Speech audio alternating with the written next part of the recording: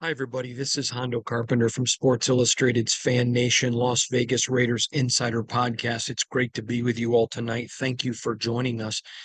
Got a lot to cover this evening. The Raiders got a 30-6 win in the first game for Coach Antonio Pierce.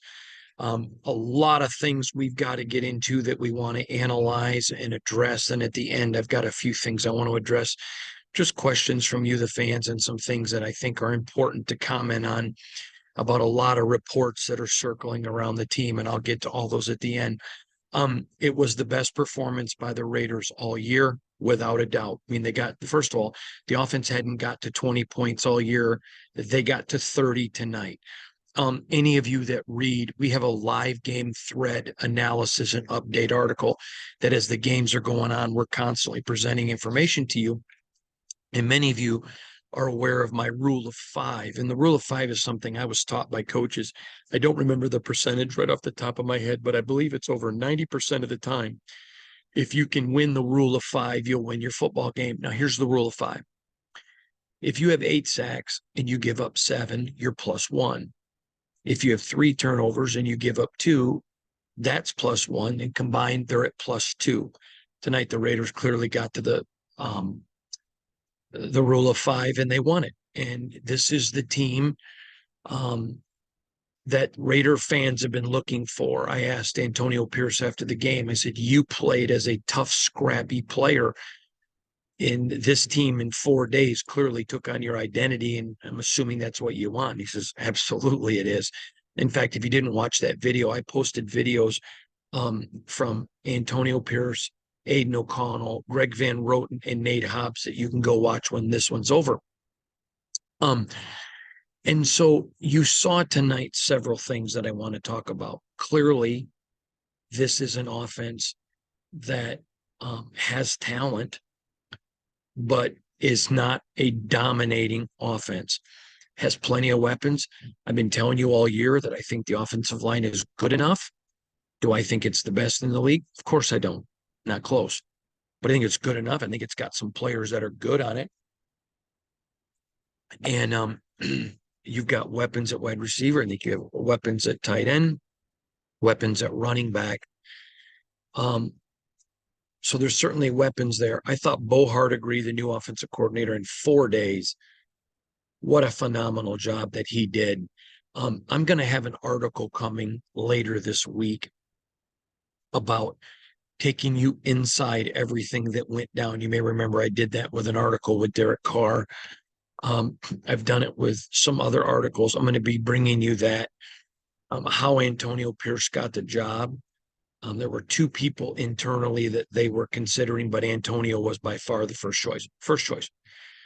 And but we're going to talk about that, what it is about him that they liked. And we're going to go through the process, how they begin to change. Now, there's a couple things. They did not have to use all of the changes tonight. Now, let me tell you why that is a big deal. Because there's a lot of games on this schedule left that you can look at and go, if you're being honest, that's a loss. Okay, I think both Chief games. Now, anything can happen in a rivalry. But if you're looking at where the Raiders are, I think, and you're being fair, which I'm not a fan, my job is to be fair. I expect the Raiders to lose both Chief games. I expect them to lose. I expect them to lose against Miami. Okay, so that takes them right now to 4-8. Okay, they've got a game against the Chargers, the Broncos, the Colts, the Jets. Okay, that would take them to 8-8, and then there's a crucial, obviously, 9th game. Who wins that? What happens? So then, in the big one, and how this whole thing would go down.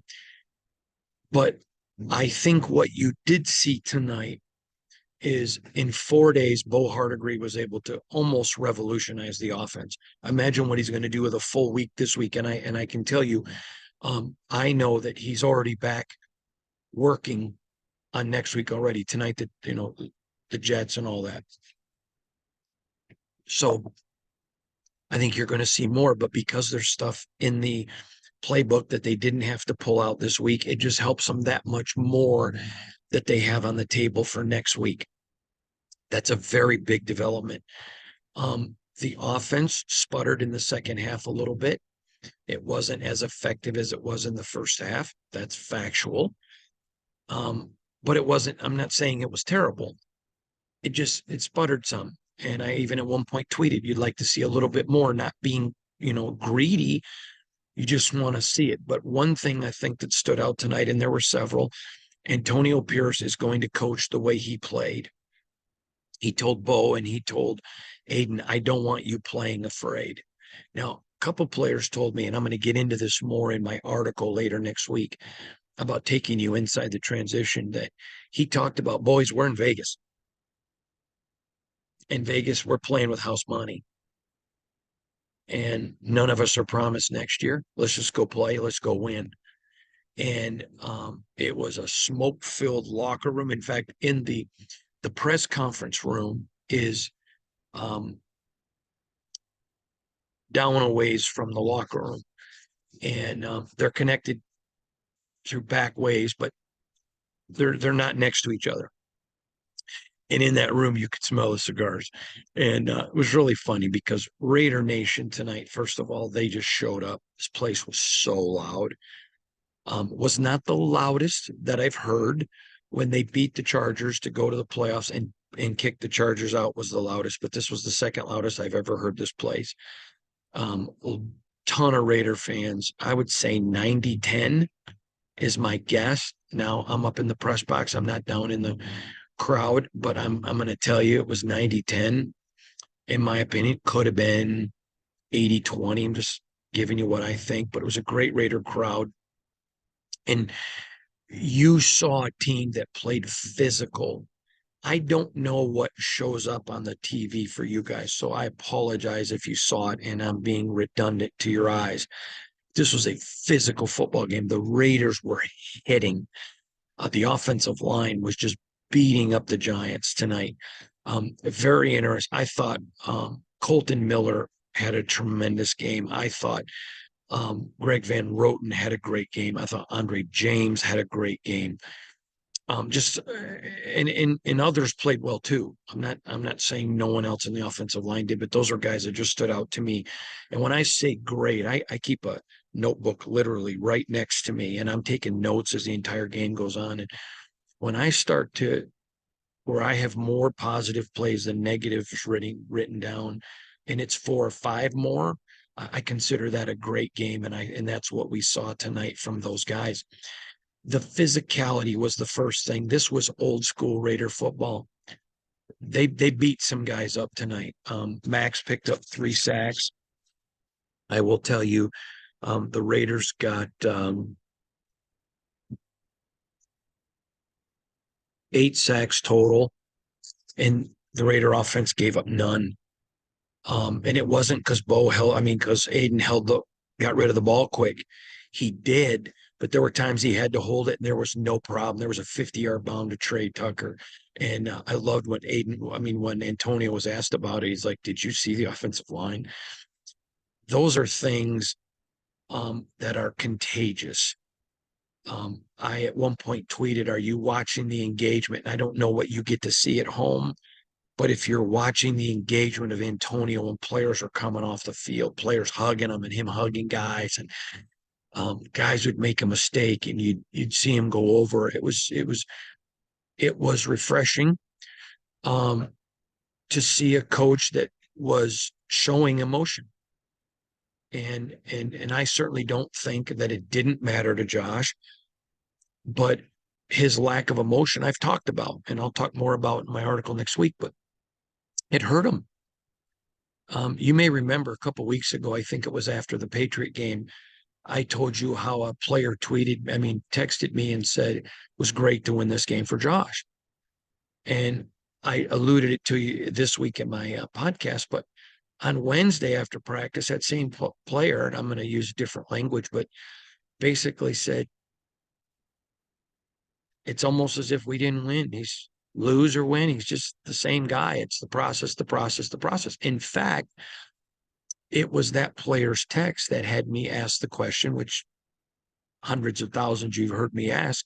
After the Bears game, I said to Josh McDaniels, when your process isn't working, Do you get rid of it, alter it, or stay the course? And Antonio was fired up tonight. He was involved. He was engaged.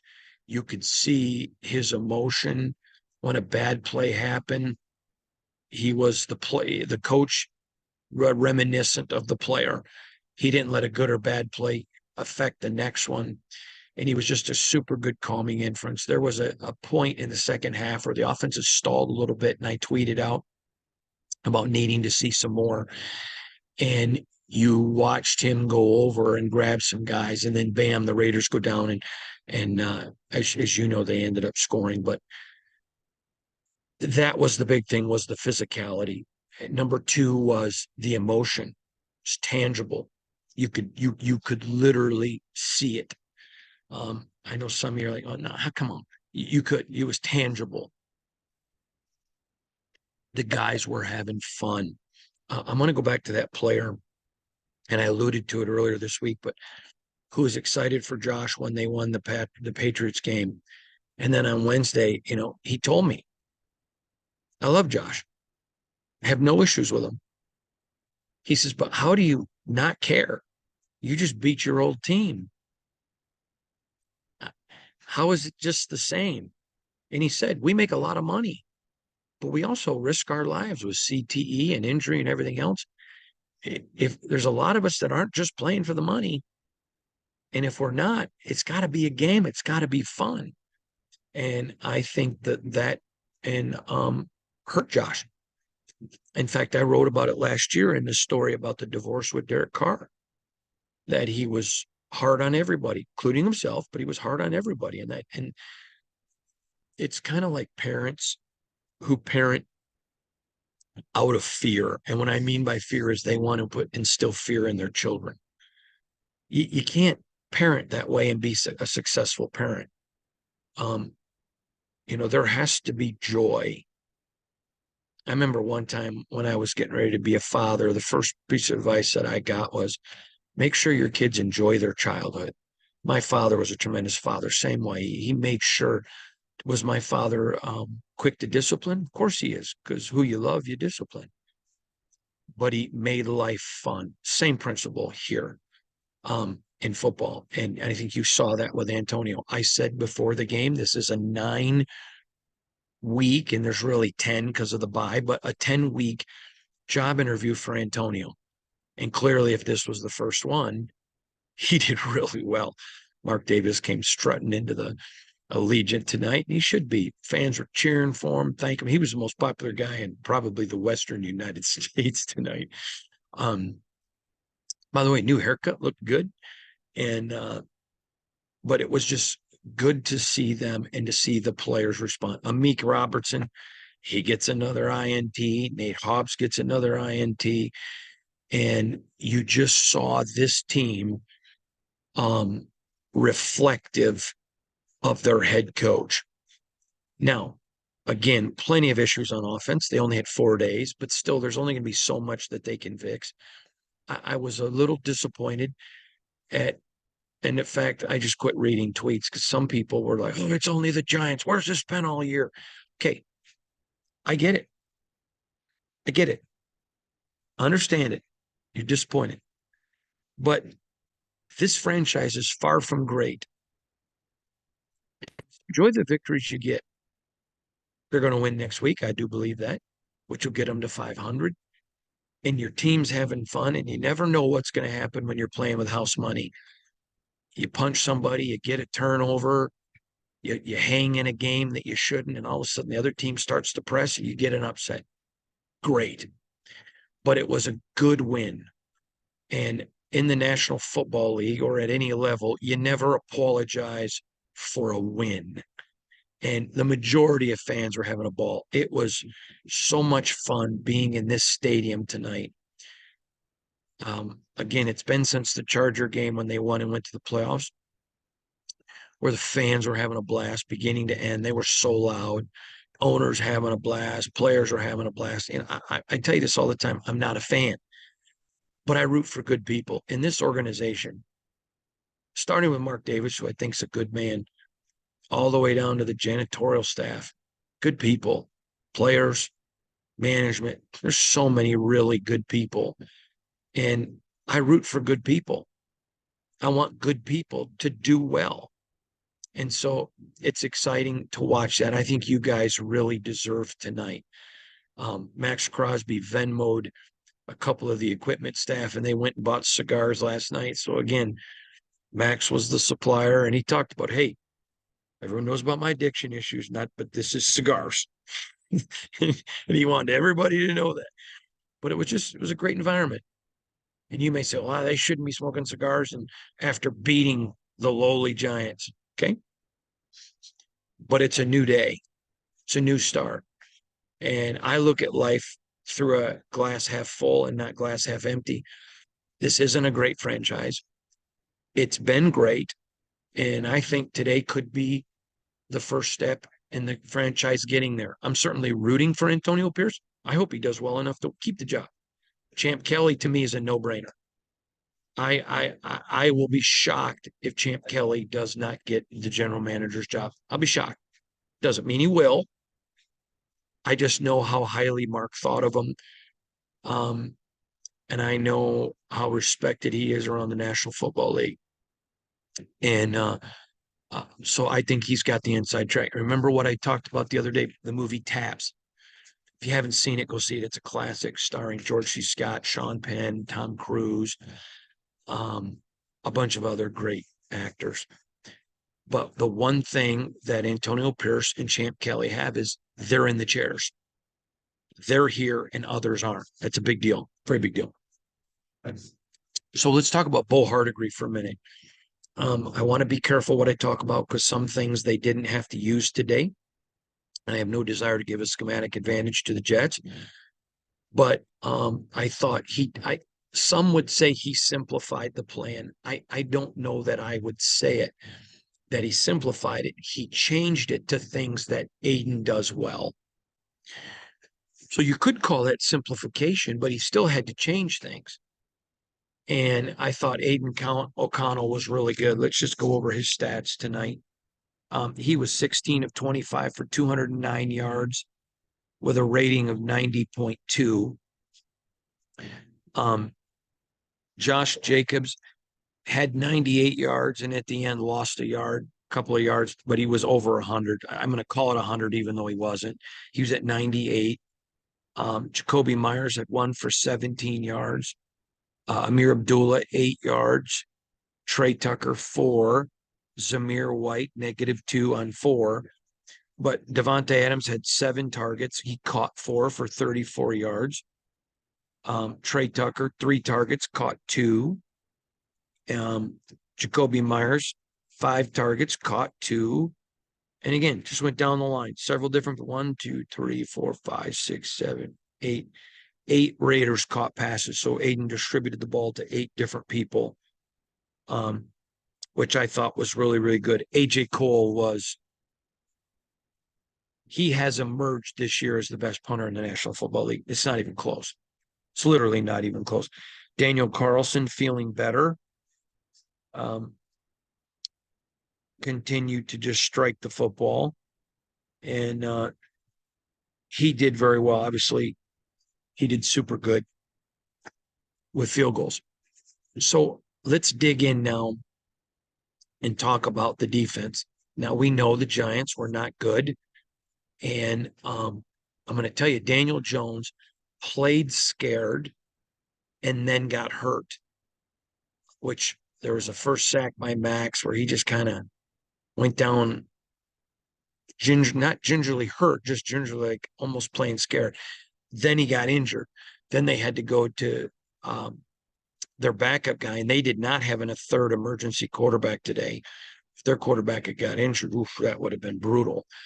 And so we know that the Giants are not the Chiefs. We know they're not the Dolphins. We know they're not the Chargers. We know they're not a lot. But it was a win, and you never apologize for a win in the National Football League. Antonio Pierce 1-0. And you saw this team begin to develop an identity. Now, I'm going to be getting into more this week on what that identity is going to look like moving forward. I want to address a couple of other things. Now, you have to understand, I am totally in the bubble when I'm doing my job and I'm really fixed in on the Raiders. I very rarely will comment on other people's reporting. So, for example, the other day, someone was saying that Davante Adams asked for a trade. And I didn't know that somebody was saying it. Just several people are kept on Twitter or email, hey, I'm hearing Davante wanted a trade. And I'm like, how are they hearing this? I just made a phone call. No, not true at all. I don't report on other people's reporting. And I want to give you a reason why. Several years ago, I had a head coach tell me I'm going to remove that player from my roster in a couple months. And he gave me the day of when he was going to remove him. He said, so I'm going to get rid of him because I had a rather damaging story about the player. And he said, listen, no reason hurting the player. I'm going to get rid of him before the season. I said, okay. And they said, you can just report you don't think he'll be here.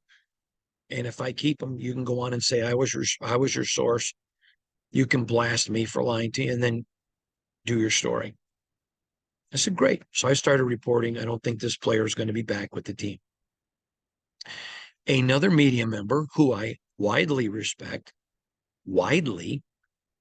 um, went to the player and said, hey, there's a report you're going to maybe leave the team. The player's like, I'm not going anywhere. So the player did, the media guy did their job and reported it. Now, the guy didn't lie. That's what the player told him. But I knew what the coach had told me. And then the day came and the player was cut and we moved on. That's why I don't comment on other people's reporting, because you never know who they talk to. And I generally believe in people. I'm going to address because there's so many things now that are out there. Some I know not to be truthful. Some I know to be kind of truthful, but with a little bit different spin on it. And I don't know that spin is even the right word. And then some I just haven't heard. So let me give you one. I reported, and I 100% stand by my reporting because I know who told me and I know who confirmed it. That the Raiders, when they found out they were not going to get Tom Brady, circled back and tried to gauge the interest of Derek Carr staying with the regime, staying with the Raiders. Let me tell you a couple of things there. Okay. I know who told me and I know who confirmed it.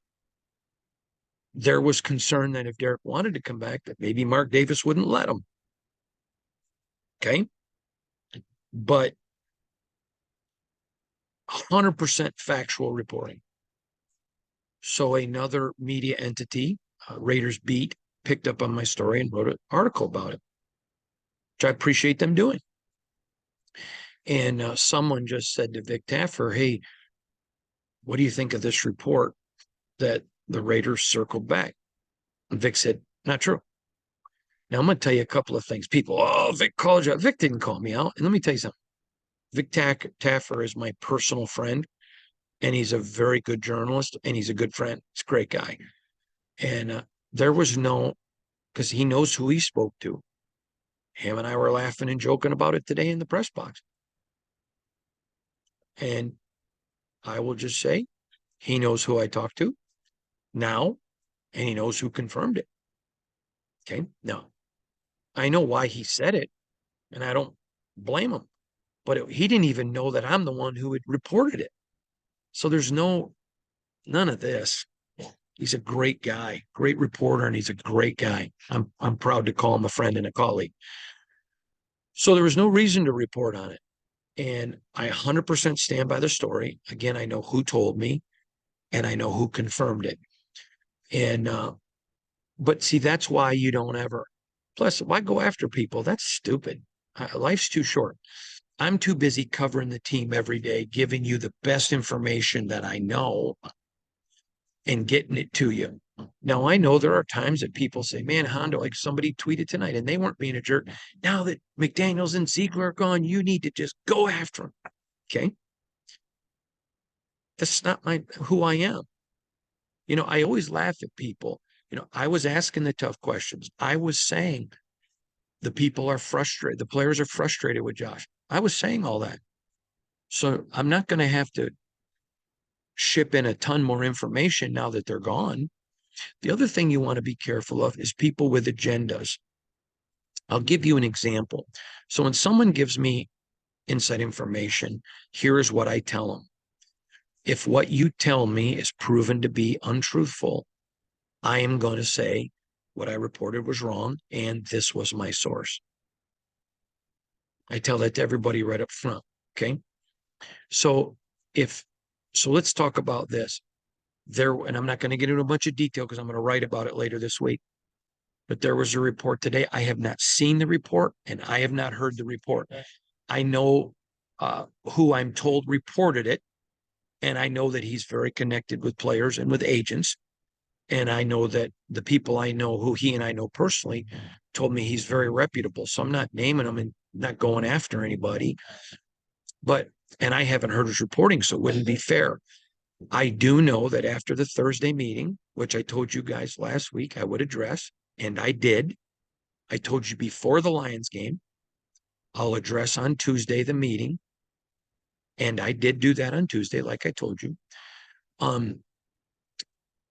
After the Raiders meeting, in which Josh McDaniels asked Antonio to speak, I'm just going to go watch the report and I'll write about it later this week. Okay. What I've been told, the report says, differentiates in some interesting ways with what I know happened from people there. And there wasn't very many people in that meeting. But it doesn't mean a person's wrong. They can be told by an agent. They could be told by a player that had an agenda. You may remember, if you go back to my reporting, I knew of 2 players on this team that did not like Josh McDaniels. So you never know where angles come from. So I always look at something. First thing is when a person gives me information, if I report it and it's proven to be untrue, I'm going to name you, number one. If not, I'll never name you, no matter what. But number 2 is I look at, what does this person have to gain? Is this a person that's ever given me something before and been 100% correct? Could they have an angle? Not because they're liars. There's a movie, if you haven't seen it, I believe it's called Dead Poets Society with Robin Williams, where he's teaching a class and he has everybody in his class describe a room and then get on his desk, and sometimes perspective. So I look at stuff like that, absolutely, for sure. So let me go back to the Derek Carr story. I know who told me that they circled back to talk with Derek, but by that time he'd already talked to teams. He knew there was other interest and wasn't interested in coming back. I know who confirmed the story to me. I also know that I don't know that they could have sold that to Mark Davis. I just don't know that. Okay. So there you go. Couple of other things so the meeting and all the transition I'm going to be addressing later this week, but I'm told it's a report by Jay Glazer, who I know to be a man of integrity and a good man. So again, I haven't seen the report. That wouldn't be fair to Jay for me to comment, but it's totally fair for me to tell you, I think Jay is a man of integrity. I just know what people have told me, what was reported. I know from people that were there what I was told. And so I'll share all that later this week. Right now is not the time. We're talking about a win, but I will be discussing that. I am going to also get into who they looked at as the possible interim coach. I'm also going to address the issues. Was there any chance that Dave Ziegler could have kept the job? Again, not because Champ Kelly's going to do great, and I hope he gets it, just so you guys can go back in the room and find out how the whole thing went down. We're going to get into all that later this week. But I think for tonight, you celebrate a win. You celebrate physicality. You celebrate a team that's back having fun. The fans were having fun. I thought, well, Mark Davis, if you really want to know the truth, I like him a lot, and it's been a while since I thought he was having fun being a Raiders owner. And you may remember I talked about wanting you, Raider Nation, to get a win, get something to feel good about. And I mentioned Mark. And I know this. You can be critical of some decisions that Mark Davis has made. There's nothing wrong with that. I think he would look back and be critical of several decisions, not one or two, but several. It doesn't mean he doesn't care. It doesn't mean that this doesn't matter to him. And I think tonight he showed that it matters. I think tonight this week, I think he showed everybody I don't care about the money. I just want to win. And I know there's nothing that would mean more to him. I truly believe what I'm about to tell you. If you said to him, your net worth is $7 billion, it's just 6 or 7 billion, whatever it is, I don't even know. I'm just pulling a number up. Would you trade it for a Super Bowl? I absolutely think he'd be like, yeah. Yeah. He has such a strong will to win. And I think he deserves a big credit tonight. And I thought the way Raider Nation treated him, over the last couple of weeks, you've seen some Raider fans calling him out in public, and I said that's just not my style. I think there's ways to do things. There was one guy, I think his name was Vegas Ralph, who was at the Aces thing, and I think he handled it well. If his name wasn't Vegas Ralph, I apologize, but he was classy. He didn't go after Mark. He wasn't, cussing him out. I have no issues with that. Mark's a public figure. It was a public situation. I thought some that screaming at him and swearing at him, and there were people who flipped him the bird. I mean, come on, grow up. But I thought when Mark walked in tonight and the fans are cheering him and yelling him thank you, it was a good moment for Mark. And I was proud for him.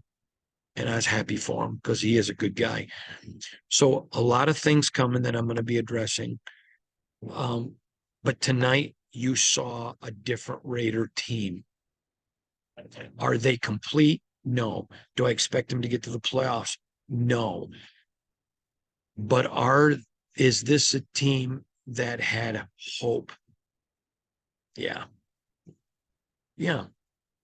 And I think, well, I'm going to get into all the reasons about the firing, but I think it was good to see the players back with hope. And it wasn't, okay, great, you made a play, stick to the process. It was, man, you made a play, and rah, rah. It was just, they were loose. And I go back and remind you what that player told me. We risk our lives, and yeah, we make a lot of money, but you don't want players playing just to make money. You want them to play because it's a game, and that's fun. So, complete recap, Raiders did it. They took care of business. They went in, they got the W, and they won. And it's a good day in Raider Nation. They're 4-5, fixing to probably be 5-5. At Sports Illustrated's Fan Nation, Las Vegas Raiders Insider, we're going to be offering you full bore now into the Jets. Starting tomorrow, we're into the Jets.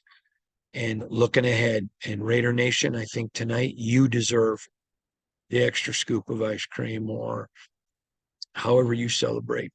You deserve it. This is your team. And you got an owner that listens to you. You got an owner that cares. You got players tonight that are happy. You got players tonight that are excited to get back in that building, to go after it. Hope is back. Man, I love hope.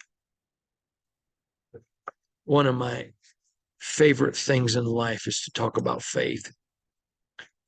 And we know that faith is the substance of things hoped for. And you can't have faith till you got hope. And there's hope now. Does this team think they're going to a Super Bowl? No. But there's a hope now. The light at the end of the tunnel isn't a train coming to fix and to run me over. There's hope. And hope can grow into faith, and faith can move mountains, man. And it's fun. I hope you enjoy it tonight. I just want to give one other note. You people are amazing. And I try to once a week just take a minute and thank all of you. It's a privilege to cover this team.